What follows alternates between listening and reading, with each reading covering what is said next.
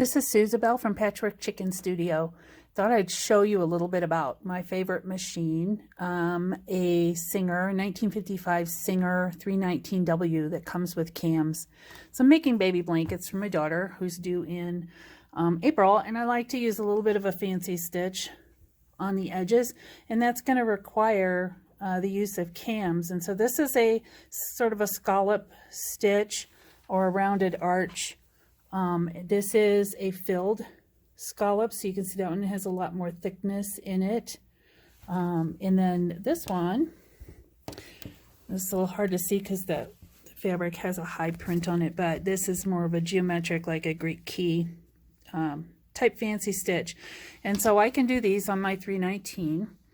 And I used variegated thread, which is why you can see that some of the stitching is lighter and some is darker, because I used variegated thread.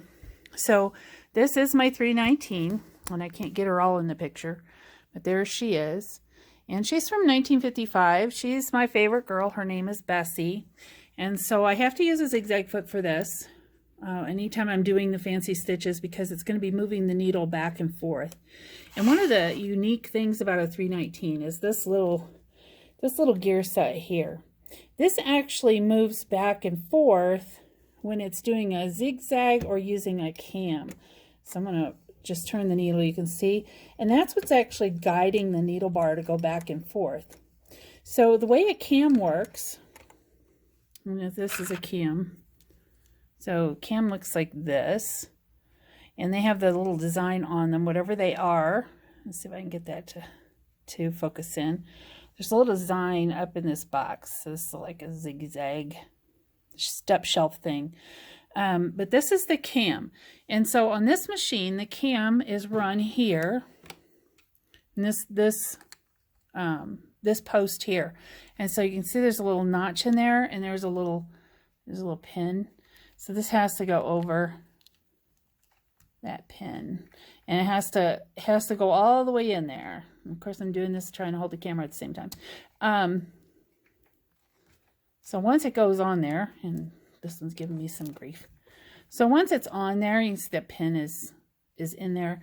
Then there's a nice little shiny nut that goes on the top. So this holds it in.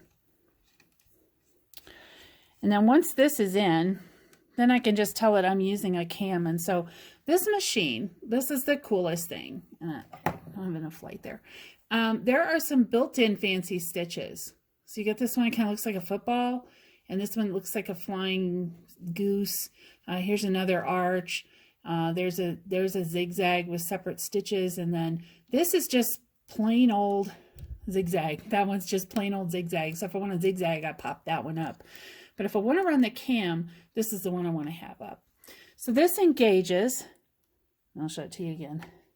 This engages so that when the machine runs, you can see it's going up and down on the bumps that are in the cam. And that's what tells this part of the machine how to move to adjust the needle bar.